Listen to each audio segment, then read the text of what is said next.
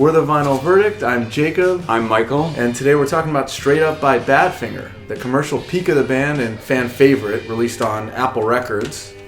So we got the CD and we got the vinyl, and we're going to go track by track and give our impressions of the album. The album was released in December 1971. It hit number 31 on the Billboard in the US, so again, 3 positions lower than No Dice, but probably more competition around December 1971, during the Christmas season and everything like that, and having a lot of commercial success with Day After Day and Baby Blue, the 2 hits from the album. This picture, we always thought was really a statement and kind of a gutsy thing to do, because as far as I know, Rubber Soul was the last album where you just had a picture of the group on the front. And I think it was shot by Richard DeLello, who was the house hippie who wrote The Longest Cocktail Party. As you got to know the band and listen to Straight Up, I kind of connected each voice without knowing, since this was the album that won our hearts over. You could just kind of tell who was who by their voices. It was a striking cover before we even got to the music. The recording sessions for the album, we won't linger too long there, but probably the most extensive. They started phase 1, I'll call it, was January to March of 71.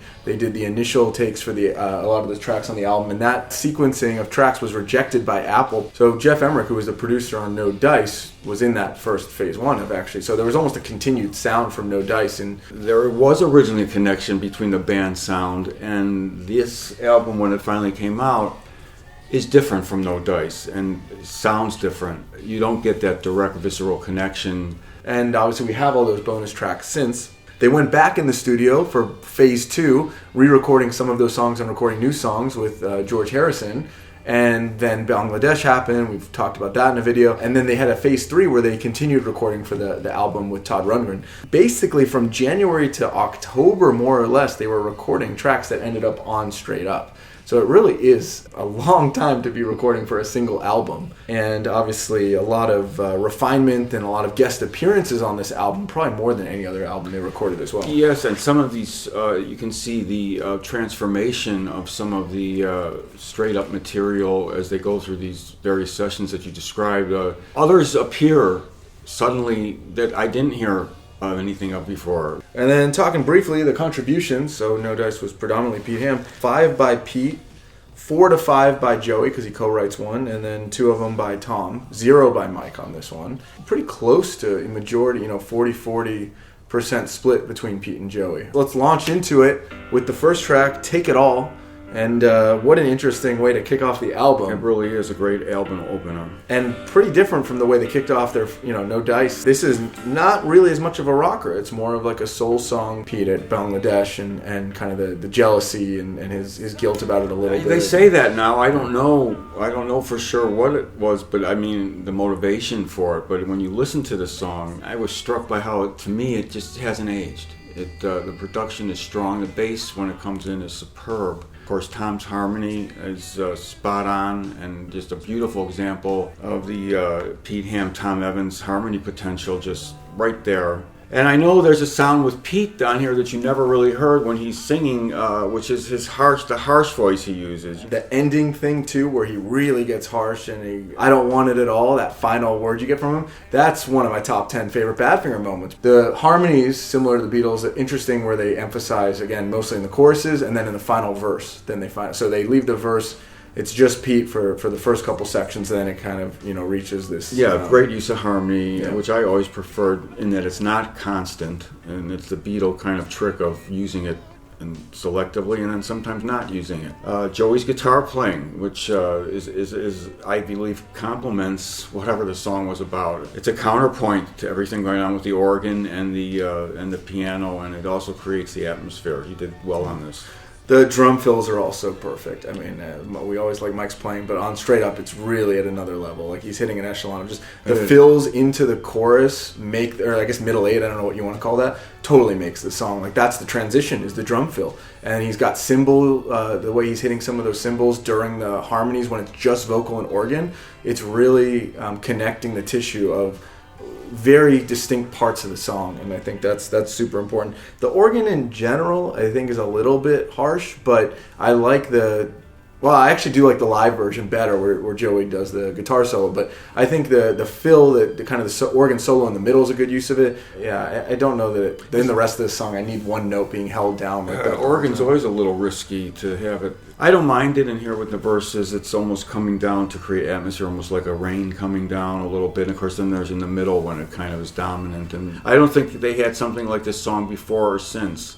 This was a great recorded song. All right, and then that leads into the second song, basically the complete other side of Pete with Baby Blue, but it's still very introspective, just in more of a pop dimension and more guitar driven compared to, he was, I think 72 or 71 really when this is being recorded. He's pretty versatile in writing for both piano and guitar. I'd say on this album is really where it's the most balanced between those two. Earlier in his career, maybe he was a little more piano dominant, and later in his career he shifts almost exclusively to guitar. And there it was, number 2 on the album. After you heard the piano ballad Take It All, with a little bit of a gutsy bluish vocal, all of a sudden, bam, the guitar chord, and you're in Baby Blue, and it's a different Badfinger, and it just was great. Placement on the album was wonderful. The other thing I noticed is the consistency that with both Take It All and with Baby Blue, and with actually most of the songs on the album, there's complete panning of the harmonies. So it's Pete in one ear, Tom in the other ear, totally isolated, a little bit different from the way the Beatles were always produced, where they were usually put kind of in the same channel. Here, because it's separated, I think you have very distinct voices of Tom and Pete, and then Joey and Tommy on other songs. And inadvertently and inevitably connecting some things to the Beatles. Although you're recognizing these guys as an original group, I still sometimes drew connections. And the middle part of Baby Blue, I always thought he sounded like John Lennon, a little touch nasally in that part. No longer even think about it now today, but I remember thinking about when I first heard it. It's a unique song with the harmonies and the guitars, and it stands as a classic, and yes, with the sentiment of an introspective almost lyric, but you just don't hear that much in a rock song, and an unusual combination. Then we get into Money by Tom Evans, the third track on the album, and it starts out just as immediately powerful as Baby Blue, but then it kind of fades into this more hypnotic riff, which is a very much almost an intermission into the album, which most albums won't need, but I think this one is so front-loaded with these kind of aggressive Pete songs that this is it actually serves as a pretty good bridge into the longer kind of album tracks that are coming up here. It also adds a good element to the album. It's not written about love really or anything like that. It's more of a touring song and frustrations about lifestyle and getting older maybe a little bit there. Different drum fills each time, and the bass and the drums are really locked in, so I love that. In some ways it's just it has a lot of guitar chops still in it, even though that riff, it really is like a pretty aggressive guitar bending riff that you have to play it in an exact specific way for it to have this iconic sound. And then similarly on the fade out, the use of the volume pedal, they're still really thinking about this in terms of being written on guitar, and this is pretty different from the way a lot of Tom Evans songs earlier were pretty like acoustic guitar driven and all that. Just the sound of the song, first of all, immediately is different than anything else that you've heard on Straight Up so far. As the lead singer is different, and the song is different, and you're into another world, and that was the journey you took with Badfinger as you went to each song in turn. But it had a mystical sound. There was a hypnotic, enigmatic almost Tommy quality to it. Now with Money, it's Tom and Joey being separated, and then when Pete comes in, he's right in the center, which is not the way you really mix a harmony usually. You'd put Tom in the center if he's the lead singer. It's very, so you do hear Pete kind of more real dominant. Notable when he comes in. Real very notable. Interesting mix.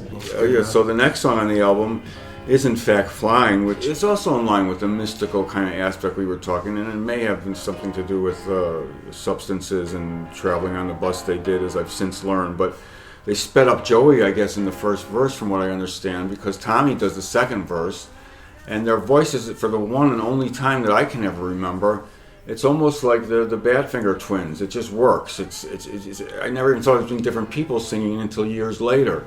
Joey and Tommy, I Don't Mind. I guess it's the version of that song for this album, also kind of slower and more harmonized and a piano-based track, so it's got some symmetry to No Dice there. And I do like the way when it comes into the song, the transition isn't that clear for a medley. It's almost like you're walking into another room because the guitar fades out, the piano fades in. It's a full transfer. I guess it's in the same key, but other than that, it's a pretty loose interlude. What I really heard was the bass quite a bit more, and the bass connecting because it's pretty staccato, all the piano playing and everything, and it's really on beat, and the bass is much more kind of looping the notes together, connects the song in a way that I hadn't heard. By the time you're done with Money and Flying, you have been exposed when the album starts to, and you will be again, to the huge Pete Ham classic songwriting ability and just huge numbers that he created. But something not often talked about today is what we've experienced at the time with Badfinger as fans and seeing them live is the Joey Tommy access, which seemed to be, which these songs, now you're in a little bit of a different world. Almost as these hit you a little impish and mystical. Even the voices sound a little so different than the purity of Pete Ham's voice. These voices sounded also right in key, but a little have an impish quality to it or something. And these were different guys singing and different types of songs, and that's what this album did so well. It just showed each strong leg, if you will, of the Badfinger chair, each guy, what he could do, and each song was different, and yet it all came together. We did hear Joey on this track, but the next track, I Die Babe, is actually the first Joey written track on the album, number 5. Definitely hit me as single material. I know he has the story about it being called out by George as being a potential single, and then nothing really came of that, so it's a little anecdotal, but it's probably one of the shortest tracks on the album too. It's like 2.5 minutes, and it's just short and sweet and driving throughout. Very guitar-driven song. Probably the most, maybe second only to Baby Blue. All the riffs are guitar-driven, all the different transitions. Bass and guitar are both doing this riff, and nice little falsetto from Joey. That's right. Then Pete gets to shine on the guitar solos, which are pretty interesting. The first one being a little more joyful and melodic, and then the second one exploring a bit more and fading out. I guess what we learned years later is that George Harrison's literally on the song, doing some of the connecting, those low guitar parts. But be that as it may, I Die Babe is a Joey powerful song in a rocky way, and I felt it lifted up everything immediately on the album, made it more accessible and melodic too, and it's coming from Joey, and I loved it. As this happened so many times with this album, you've listened to this, you've gone through Tommy Joey songs, you've gone through a real upbeat rocker from Joey, I Die Babe, and you come to the final song on the first side, which is Name of the Game. And now you're back. This is a different, this is an epic Pete Ham song, which went through a lot of changes, as we now know when you hear the earlier guitar-driven Name of the Game. But since this is on the album, this is the song, and it has a beautiful sweeping production. I don't think, like a lot of people said, that it's, although George produced it, that it's like All Things Must Pass. Wonderful harmony with Tom, and in general the fade out with the harmony is really almost otherworldly. You don't really have to know what it's about, but it just feels deep, and it's a Pete Ham taking you on a journey. Part of the process is you do try to think of what is it about, what is he singing about. But in the end, it's just a huge piano ballad, kind of like We're for the Dark, in the sense that it has these lyrics that you can't really figure out, but you can interpret in many different ways. Definitely, well, I think it sounds even more epic after I Die Babe. Like, it really feels slowed down, and even the intro, it's like a prologue that you're about to go on this big journey. And then from the first lyric, saw the railway master, and I looked him in the eye, and all of it. It's immediately extremely cryptic and esoteric, and it's like a puzzle of you're trying to figure which is like a hallmark of Pete Ham songwriting, and the big ballads he did. It layers on. You have the acoustic guitar, the piano. You have a kind of an arpeggiated picking of the chords, but it stays in this All Things Must Pass. It's got a wall of sound, but it's in this middle level. It's not like you get all this brass halfway through there's harmonies obviously and stuff, but they're almost there immediately. Like the choral harmonies are in the first verse. So you're introduced to what most of the song is going to be in the first minute and a half.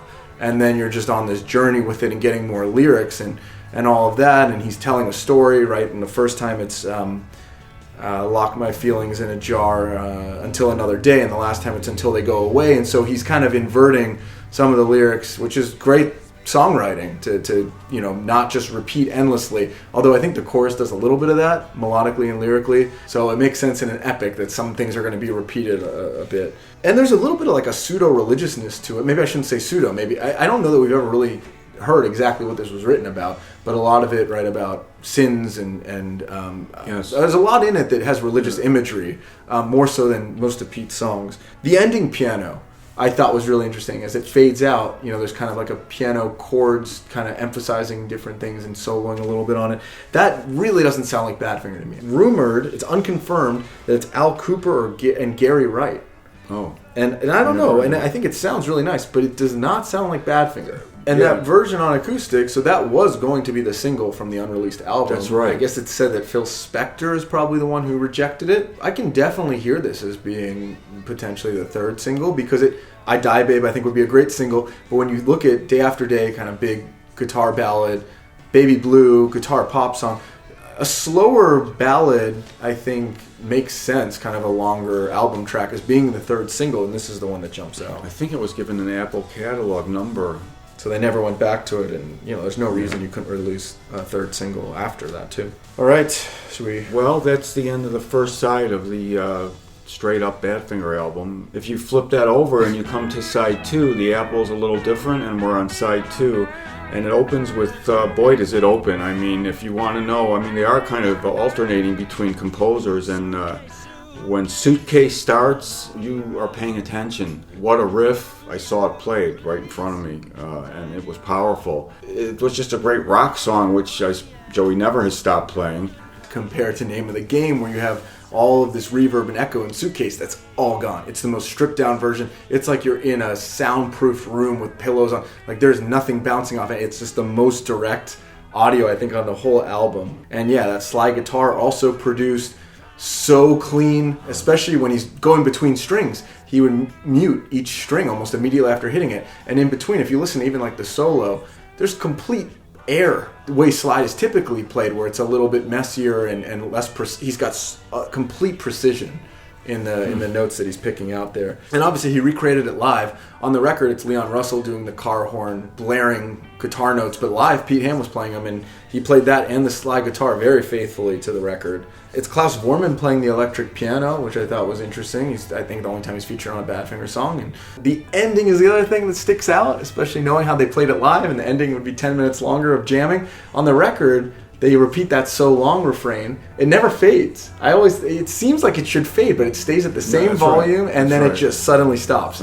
Stark transition into the next acoustic song. And also a little fun with the double entendre meaning of as they were singing "so long," and does that mean so long, taking a lot of time, or eventually so long, I'll see you later? A very cool ending to the song. And I'll also say this one is probably the most related to the No Dice sessions. This is the one I hear. It sounds like a live song, similar to a lot of the No Dice songs, and obviously maybe because we heard it played live so many times.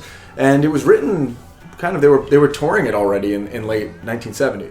So it was, it was written a lot earlier, and it really preserves a lot of that live feel. Then we get into Sweet Tuesday Morning, so we got back-to-back Joey Mullen compositions here. We heard Take It All and Baby Blue was kind of night and day to Pete Ham a little bit. This is night and day for Joey. Get a very soft acoustic song. Again, produced very direct, close, not a ton of effect on the vocals. Obviously there's the bells and everything, there's a little production there, but the vocals and the guitars are produced naturally. I think this is really the first song on the album that doesn't have harmonies. Maybe the most vulnerable of any of the ballads even. Well, and I guess to that point, in Joey's voice, there's a lot of grit, even in the soft acoustic singing. Yes. And I think that's nice. You don't need everyone to have the same kind of Pete Ham embellishments. So it's nice to have those songs on here too. But there's a kind of a weariness and a maturity and kind of a wisdom that's coming with this song. Pete Ham's playing of the interlocking guitar phrase that he's playing in this, those connecting phrases are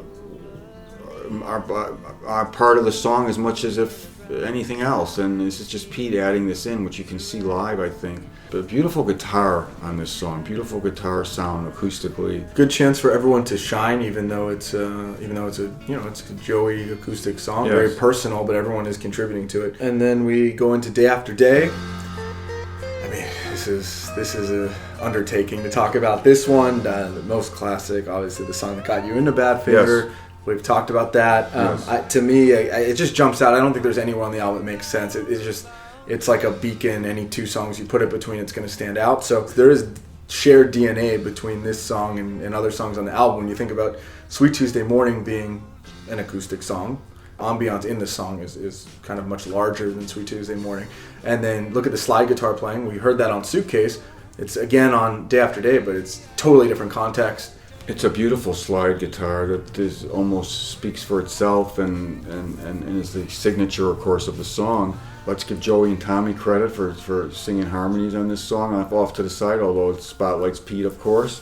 I think the drum fills really make it too. Yeah, I don't think people talk about it as much. Yes. I think subconsciously, when I listen to other 70s ballads even, I've never heard drum fills that punctuate like that. So I think that's a huge part. It is. And in the last verse, he picks it up completely with the drumming in it. Now he's going on the beat. And it does actually more than, I'd say, any of the songs we've listened to so far. It builds throughout. Yes. Every verse, something's being added or changed in a way that some of the other songs, as much as I love them and everything, it stays pretty consistent throughout the song. Day after day, they really built it up like a pyramid, I guess, throughout the song or whatever, and it becomes, almost, by the end, it's just in a much more colossal place than where the song begins. So. All right, should we go to Sometimes? Sure, let's do that. Sometimes is the garage band returns, and we're back in Joey territory. Great. Yeah, man, this riff, they must have loved this riff because it is everywhere. The riffs, intro, choruses, verses, they're just doing this riff constantly. I saw him play it. It's a distorted riff. Definitely one of the hardest rockers, I think, on the album. I love the solo where they kind of, at the end of the solo, Pete harmonizes with it, and then he does a little counter melody at the end, which is really nice with that riff. Yeah, magnificent. And then you got, I think they're all in it, right? You hear Tom's harmonies throughout. Joey doing, again, his trademark falsetto a little bit on the My Soul thing, It's that. And then the second time, I think he barely even, doesn't even try to hit the note or his voice cracks or something. You just get like the My S. You don't even hear the word. But it's truly garage band. It sounds like a one take. This is a live band just doing this awesome song. And then, of course, you have Pete doing the Ooh Pain, Sorrow, Pain, back call and response. One of the weirdest call and response vocals probably in any song, but very distinct Pete Ham. So they're really all represented in this song really well, which is what a garage band should do. This also, I could see on No Dice. Sounds like it's written in a similar way. Again, the live element to the song, like you were saying, but produced so differently. Yes. And so much more distorted in the guitar playing and vocals. So I think that shows you the difference between straight up production and No Dice. Yeah, it really does. It's such a great ending to this rock song, and it was complete, and it didn't fade out. It ended, and with the power punch right to you, just like the whole song. And then Pete is still there with a massive tour de force, possibly with idealistic lyrics, but powerful song perfection. Opening is certainly close to No Matter What, slowed down and acoustically, but becomes the song is so massive after that. I think the chorus is beautiful. It's a complete, almost like an egg. It's just a complete thing. I don't know what album this could have been on, or it's just a magnificent effort, I think. I've always loved it. It always hit me as being really like campfire philosophy. Especially when I was a kid, this guy was like Plato to me, the philosophy he's putting in the song. And it didn't feel that naive, whereas, a lot of the peace and love stuff was going on. This had a little more of the realism where, like, let's not do violence. It's all good. We don't, we want peace, but drawing a line at violence and really getting into that interplay. Also, the climax of the song, and clearly that successful conversation line. He repeats it once in the first chorus, twice, and then 3 times, and almost yelling it towards the end. And this and Name of the Game are, again, the 2 Pete Ham epics that get extra time that no other songs get this extra 2 minutes that those songs get. The percussion also, clearly they were experimenting a lot here. It's got like almost some Latin dimension to it. They're doing cowbell and shakers and just a full percussive atmosphere there. And then the solo seems to come out of nowhere. Name of the Game, we didn't get a guitar solo like this. There haven't really been any ballads that have these epic guitar solos. And when that comes in, it's really intentional. Every note sounds planned. It is the same as the demo when he recorded it. And the notes that I've seen is that Pete played this. Played both of the solos. Joey obviously played it live, and he's playing it very similar with a little bit extra. So clearly, maybe Pete wrote it and Joey played it, but it's a very intentional solo. It's replicated live, note for note, and it's got this climbing effect that is very matches the narrative of the song a bit. And then the last solo, the second half of the song, the chord progression is different. And so that's the solo enters, even though it ends with the same thing, successful conversation, it kind of surprises the listener quite a bit. Starting the solo and the progression being in a totally different place. And it almost sounds a little more like you're hanging on. The solo starts a lot lower. And originally, I think on the demo, they tried harmonica here. Yes, that's they right. They tried synth. That's right. Right? They tried to do something a little bit different. That's right. But at the end of the day, it speaks volumes about Badfinger. It was going back to just a very intentional guitar solo and having it kind of mirror a different story than the first guitar solo. And then the chorus of voices over the as the fade out, or really it's in the middle too, is vocal harmony from these guys, just unbelievable. I guess I think it's Tommy and Joey, I'm thinking, in the chorus, you know, mirroring the chords, and when all that fantastic lead is going on, they're up above it too, and pretty powerful effect. There was a real slow, incredible confidence in this song on the part of Pete and Joey. I mean, it wasn't, they could fill in these notes, they could play anyway, you know, they could play as fast as anybody, but he was just climbing through the octaves, and each note was like a diamond.